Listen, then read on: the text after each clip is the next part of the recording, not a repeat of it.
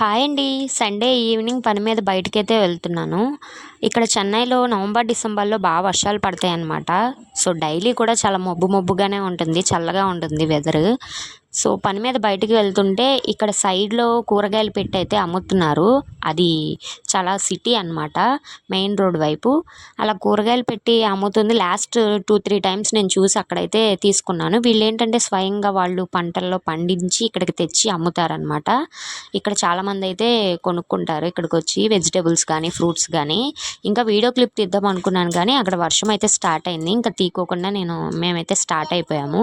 ఇలా వెళ్తుంటే దాని పక్కనే ఇలా చెరువు గట్టు ఉంటది. ఈ చెరువుని చూసినప్పుడల్లా నాకు మా విలేజ్ అమ్మ వాళ్ళ ఊరు గాని, అత్తయ్య వాళ్ళ ఊరు గాని గుర్తొస్తది. సో, ఇలా చూసినప్పుడు ఖచ్చితంగా ఆ ఊరిని మిస్ అవుతున్నట్టే అనిపిస్తుందనమాట.